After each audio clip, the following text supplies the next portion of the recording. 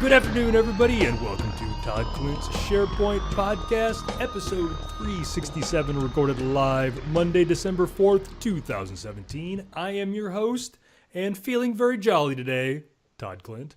And joining me, as always, my Elfin sidekick, Shane Young. Elfin sidekick? You're the one with the M&M sidekick there in the room. But tell you what, folks, if you don't ever get a chance to join the pre-show, the chat group, where we get to talk about things like the fact that Todd has this weird M&M guy behind him and something about Todd loves Shane. There's a lot of good stuff that happens pre-show. You should always dial in early and check it out. Yeah, and so if you do that, if you go to youtube.com/ToddClintNetcast, and you subscribe, then you'll get a little bing when we go, because we go live like 15 minutes early. So there's a bunch of, warming up the crowd and all that happens. So you'll get an alert then. And also the Slack channel. And I think if you go to ToddClint.com/Slack, there's a subscription thing. So then you can join the chat room, because we've got a bunch of people in the chat room now, and they're giving us topic ideas and talking about how much they don't like Shane. And it's all very emotionally fulfilling to show up early.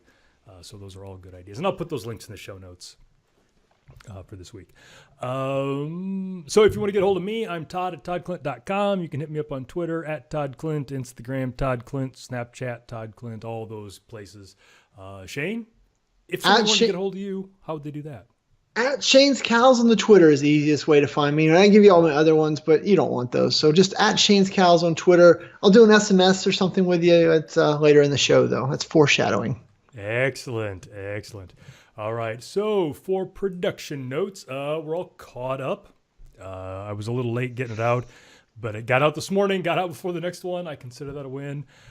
So we're all caught up. Still thinking about renaming things. We're mired. We're lazy. We just need to do it and be done with it. We've got the name. We've got the URLs. We know what it all looks like. We just need to take that next step, quit making excuses.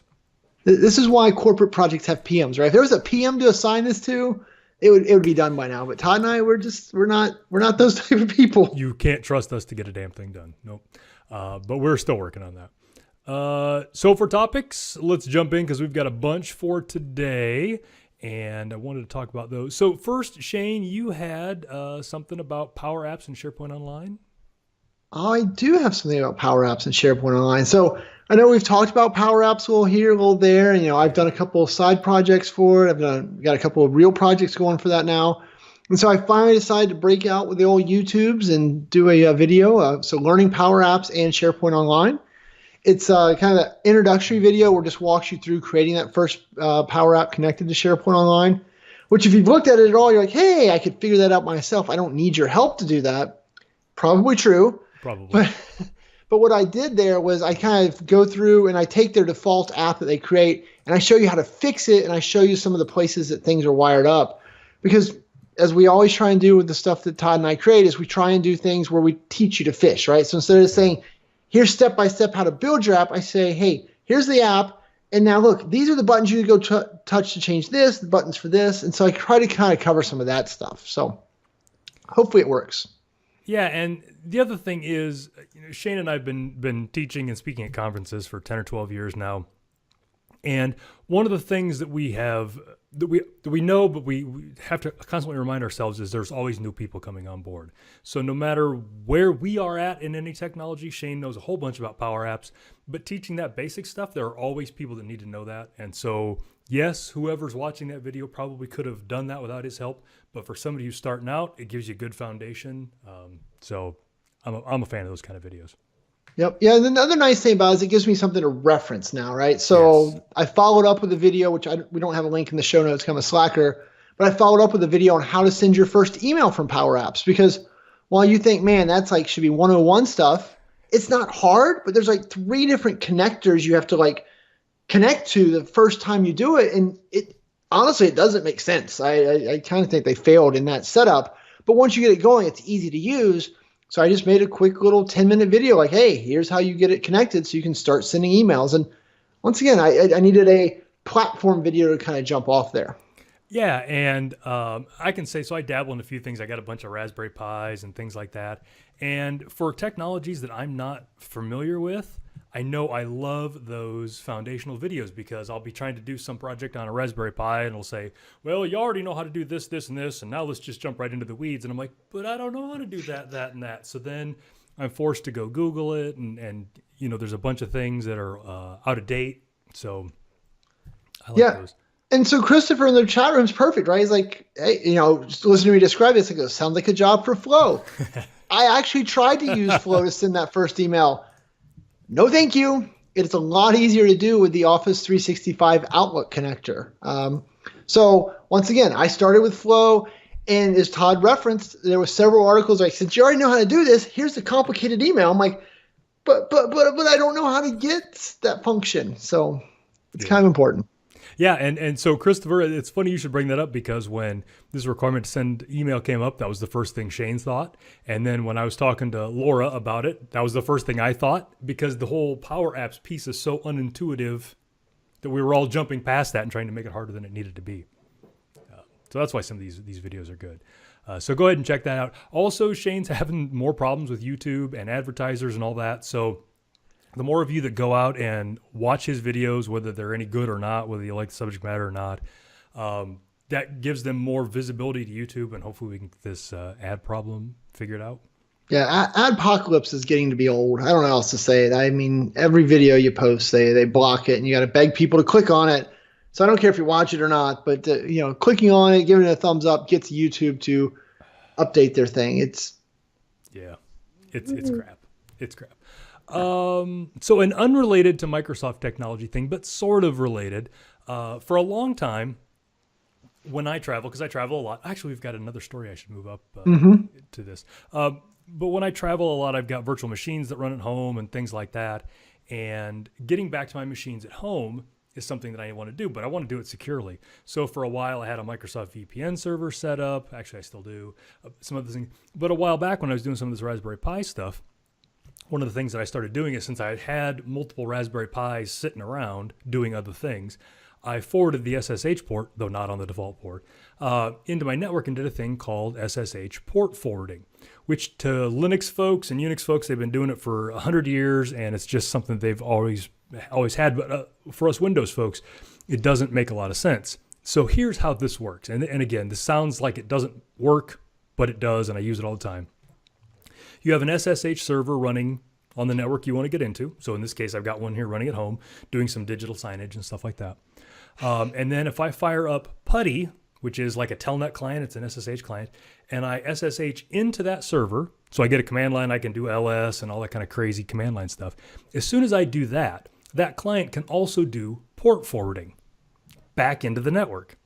And so with some configuration, I can say, once I've got an SSH connection configured, so like last week I was out in Redmond sitting in my hotel room, if I SSH into my Raspberry Pi here at home, once I set it up, I can bring up the regular Windows RDP client on my machine at the hotel and RDP into machines here at home without setting anything else up.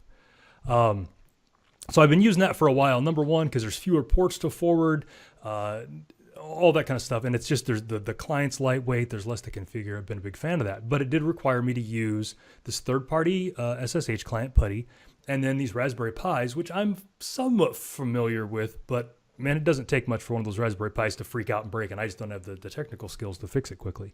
So I've been kind of living on borrowed time.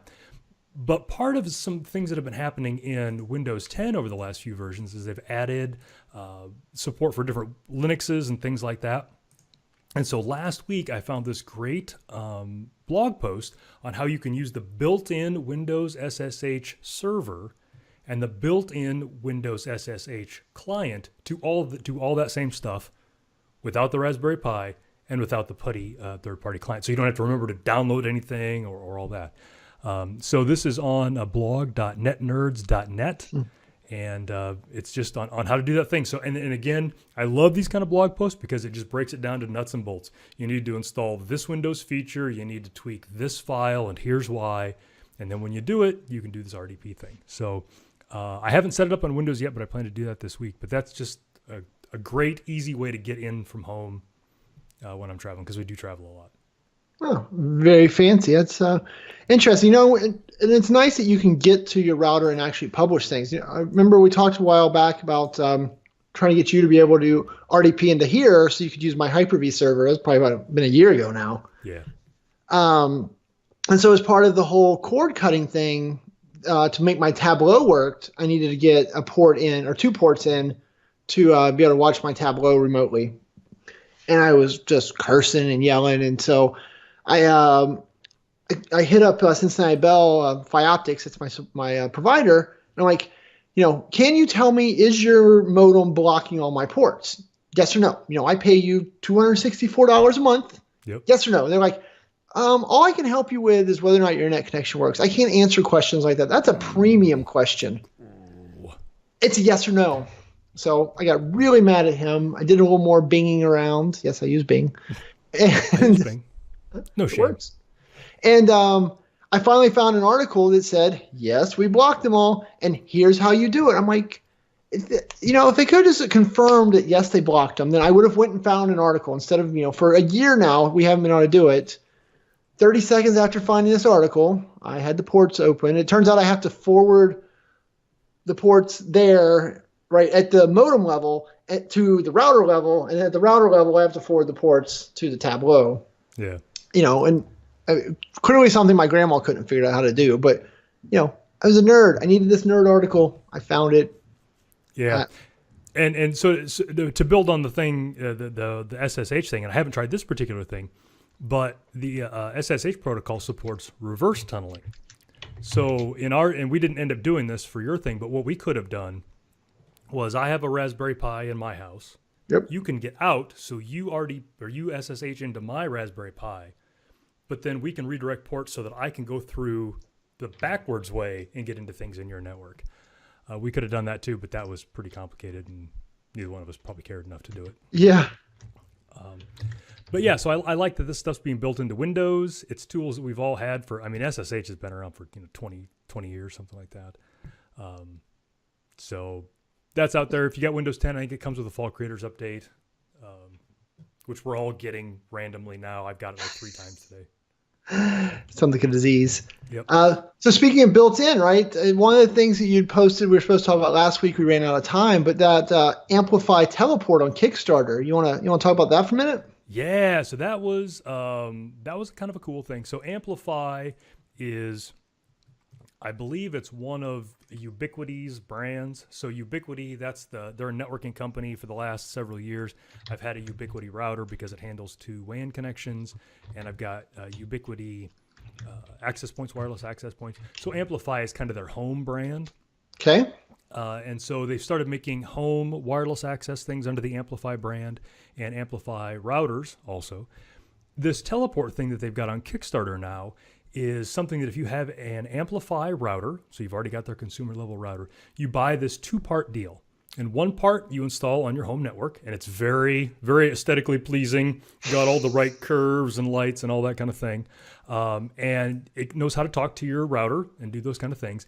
And then the other part is a box that you take with you when you travel. So like last week when I was in Redmond, I would have the second part of the box. When I get to my hotel room, I turn this box on, all of my laptops, my tablets, my phone, whatever, connect to that because it's also a wireless access point, but it tunnels through the internet back to this other box that's at home. And so all of my stuff from my hotel room is not going out through the hotel internet unencrypted and crazy like that. It's all coming back into my home network so I can access everything like I'm at home. But then more importantly, my internet access, nobody from the hotel can snoop in my stuff and things like that. So that's a pretty cool little project. Yeah, it's really kind of genius, right? If you think about it, obviously you've been using VPN tunneling for 1,000 years and all that, yeah. But the average consumer, even the average nerd, isn't up on what does it take to really do VPN tunneling and all that back, unless their corporate IT's mandated some crap that they can't deal with. But this, right? You're just essentially taking your own access point, you plug it into a wall and go, and kudos to them. It's pretty smart. Well, and the other thing is, I think most folks, given enough time, could figure out how to do VPN things or SSH things or just opening ports on the router to 3389. But what they can't do is do it securely and keep it secure. And I think that's the real value of these kind of things. I think most nerds could cobble together this functionality, but not in a way that will be secure 6 months from now, a year from now, things like that. I think that's the real value, just how easy it is, and then it just keeps it safe. Yeah. No, it's you should buy one and tell me all about it. So I thought about that, obviously, when I sent it to you last week. The thing is, I've already got all the pieces in place to do this without any of their equipment. So I'm that guy now. But I would be curious. And I think the pledging with this starts at like $200 for all the things you need. The other thing is it won't work with my router. So even though I have their brand of router, I don't have the Amplify brand of router. Oh. And so I would have to get a whole new router. The reason I have the router that I have is because it does the 2-WAN thing. So. Yeah. Well, that's Yeah. I mean, I wouldn't want to switch mine out, right? Because I've got the one that causes cancer when you walk in the room with it. It's got the mega signal. So. Yep. And Dave Aykroyd says this is also handy if you would like to surf the internet with more latency. This will also do that for you. So you've got that going for you. Oh, I mean, who's not a fan of latency? Sometimes the internet's just too fast for me, Shane. I just can't keep up. And so tools like this. Yeah, usually the internet's too fast when we're hosting this show, for example. Yes. My kids can't stream all their cartoons right now. They're furious.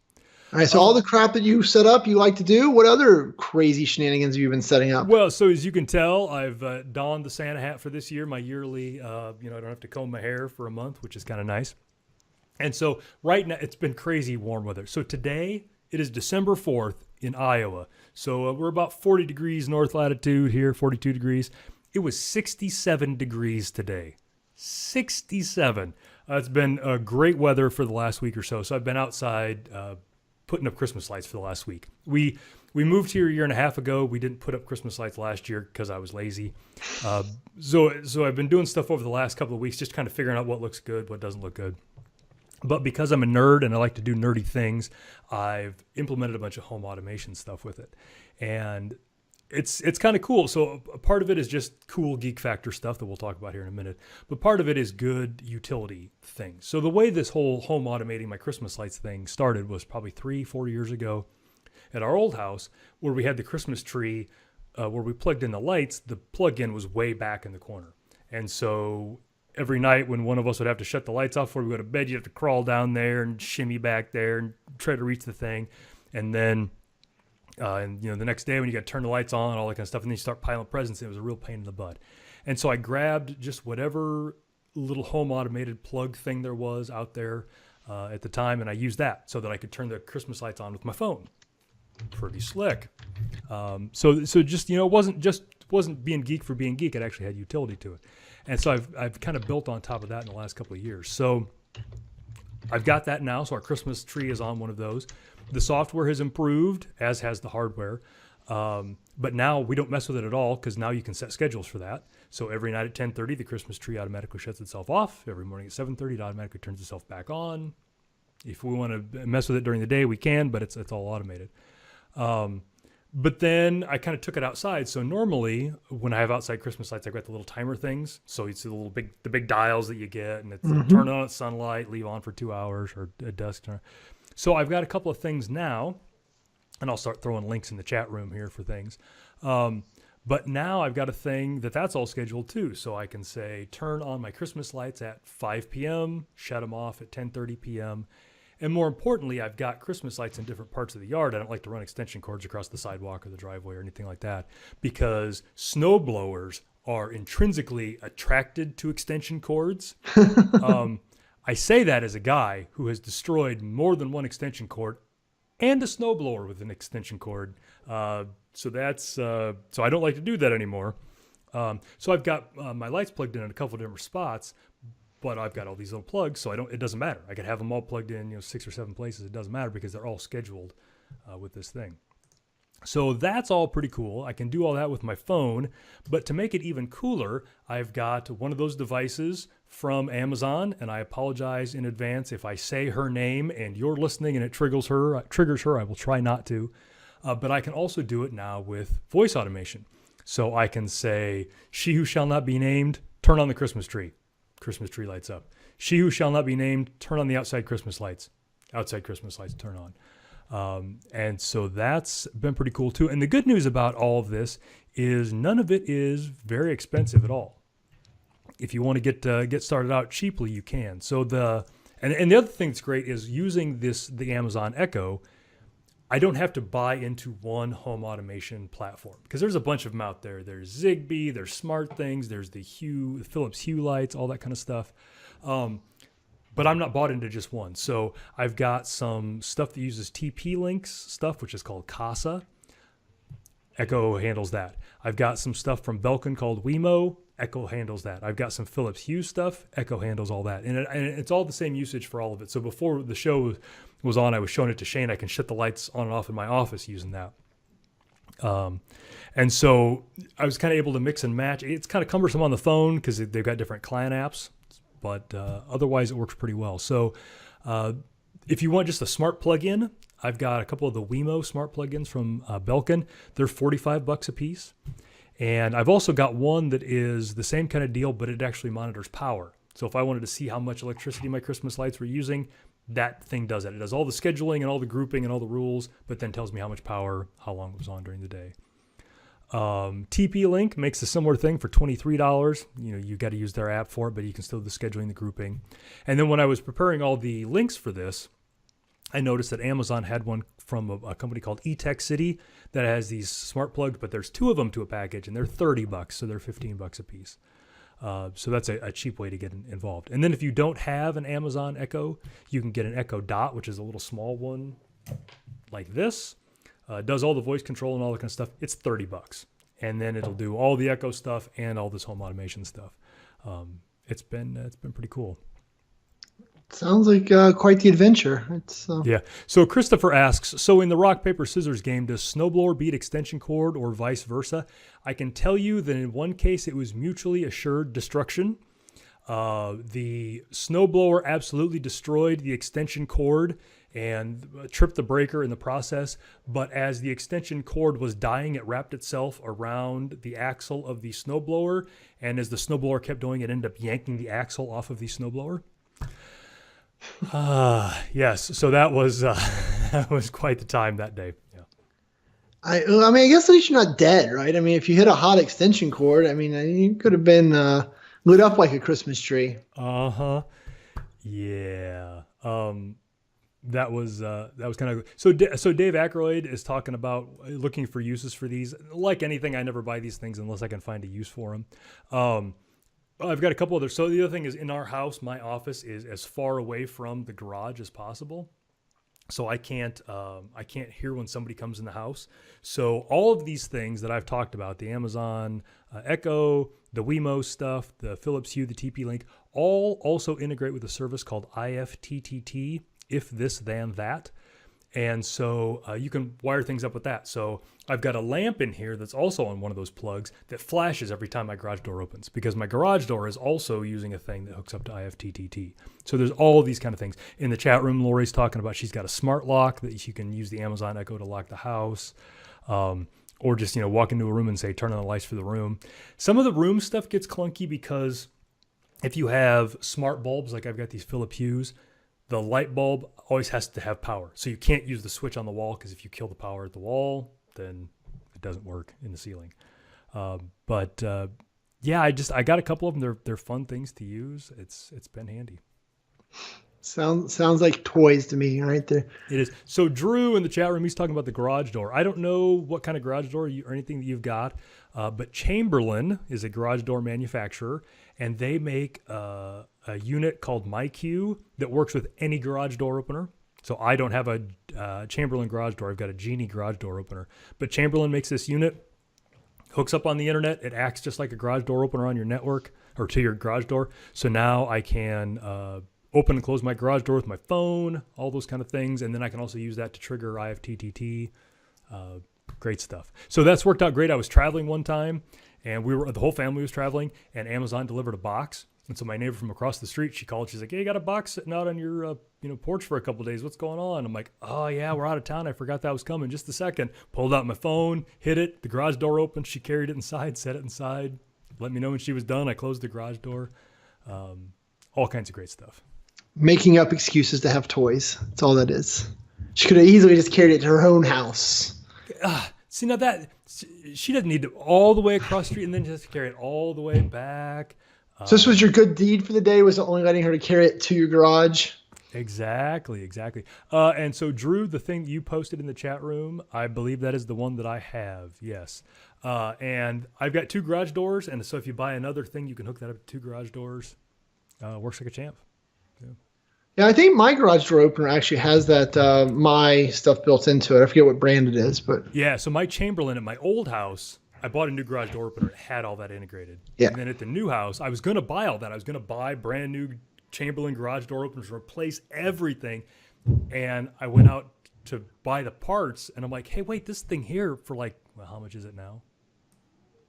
I can't tell. Amazon's jerking me around. Oh, for $90 and like 30 minutes worth of work, I could be all done. And so, yeah, I did that. And so it worked with any of them. Dave Aykroyd is saying the only downside is no Windows Phone app. Of course there's not a Windows Phone app. What? Of course not. You know, I was pretty funny you mentioned that. I was so we were at church a couple weeks ago, and so they have an app for everything, right, to give and all that stuff. And guess what? They're like, we got it for iPhone, we got it for Google, we got it for BlackBerry, we got the Amazon store, and we have a Windows Phone app. I'm like, wow, you people must really want money if you made a Windows Phone app. I can't believe the return on investment was worth it for them. Oh, that was crazy. So before we get to the end, right, because we're running out of time here, just want to make sure we point out that our good friend SMS, right, text messaging, turned 25 yesterday on December 3rd. And yeah. You know, I mean, I remember the days of the i9 texting on my little Nokia phone. Oh, yeah. 10 cents a message, and parents being like, my kid got $100 texting bill. And now it's like, my kid got $500 internet usage bill. But they don't text anymore. They Snapchat or Whip Chat or Hip Chat. I don't even know. Yep. I'm old. Yeah. I hadn't really thought about it, but yeah, 25 years. I know I wasn't sending text messages 25 years ago, but no, yeah. And the first one was Merry Christmas, ironically enough. Yep. No, that's good stuff. I use them all the time. So one thing, we're coming down towards the end of the year where few people work and less stuff's going on. One of the things that Shane and I have done this year is we have done the cord cutting thing. We talked a little bit about it this week. And so normally you and I do like an end of the year recap. I'm putting this out there. If anybody's interested in us doing an end of the year show, but having it be all about cord cutting, let us know. If you're watching this on YouTube, put a comment in the comments below. If you're listening to the MP3, again, shout us out, todd@toddclint.com or @toddclint on Twitter, and let us know if that's something you find value in. Yeah, SMS, right now we know that's 25 years old. You can use that. Show us what's up. Yeah, Shane, go ahead and give them your phone number. So they sure, can 513-236-6918. Send me a text. I don't care. There you go. I mean, what are you going to do? Get in line with the other spammers who call me all the time? Oh, it is brutal. Give me a call. Happy to talk to you. All right, we got a couple minutes left for shameless self-promotion. First off, we are just a week away from my birthday charity drive, hitting it in full swing. So if you would like to donate to any charity, doesn't have to. I'm not going to tell you which charity that I care about because I don't care. I just want you to donate to any charity. He doesn't care about any charities. I don't care about any. All charities matter, Shane. So donate to any charity. This is a great time of year for that. Adopting families for Christmas and giving money to food banks to feed people. I mean, it's just a great time of year for that kind of stuff. After you do it, give to whatever charity means something to you or to somebody you love. I don't care about where that goes.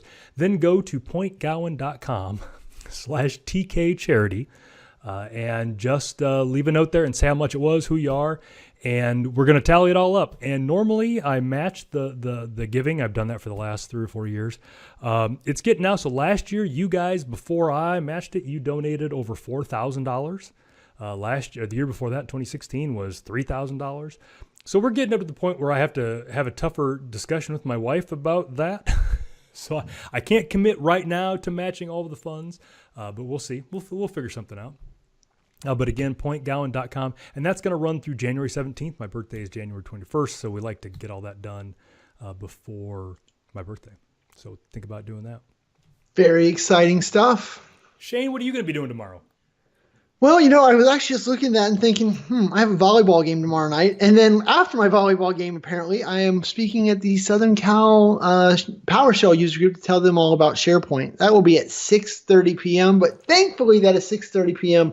California, which is 9:30 my time. So I think I'll be okay. But I just realized the awkward mismatch there. Oops. Yeah, that's late. That's past your bedtime. Way past my bedtime. I'll be slap happy. I'll probably be a couple glasses of wine in. Oh, I'll be like our buddy Jeff, right? I'll be be a happy guy when I'm doing my presentation. If we've already lost him. He's out. And then the next thing, May of next year, May 21st through 23rd, SharePoint conference is back. So if you go to sharepointna.com, you can find out all about that. It is the big SharePoint event of 2017. It is Microsoft May's event. They're going to have a bunch of announcements like they did this May and May of 2016. You don't want to miss it. Everybody's going to be there. If you go there now, you can see Microsoft has a ton of speakers there. There's going to be a bunch of folks there. Shane and I are going to be there. Looks like we've got a couple of breakout sessions during the week. And then on Thursday, we're going to be doing an all-day SharePoint administration camp. And it's going to be everything you need to know about being an administrator for SharePoint on-prem, SharePoint online. We're going to talk about installation and patching and hybrid and just all the things that we know that we can squeeze into that 6 hours or whatever that we get with you. So go to sharepointna.com and register. And when you do, if you want to do a solid, because my birthday's coming up here in a month, use the registration code CLINT, KLINDT. And when you do, you'll get $50 off. And you can't beat that. So go out there and do that. Unless you use Young, you get $51 off. They'll give you $50, and then I'll give you $1. I heard that if you use Young, they charge you an extra $1, and then they punch you in the nose when you show up. When you register, they have the big guy like, Jimmy, would you come down here? We got somebody who used the special code and just bops you right in the nose. I heard that's what happened. I haven't seen the code myself, but maybe they get your buddy Alex or Andy Reid to do it, right? You want him to punch somebody in the nose, so maybe he'd be up for it. He might be unemployed at that point, so he might be. Yes. Oh, freaking Chiefs. So yeah, see you in Vegas next May. Shane, you got to go. You got to go coach you some basketball. Woo woo! We had our first game yesterday and we lost, so we need more practice. Yep. All right. So everybody, chat room. I'm gonna stick around for a bit so we can hang out there. Shane, you go coach the youngins, and for everybody else that's listening to the recording, thanks for lasting this long, and we will see you next week. Toodles.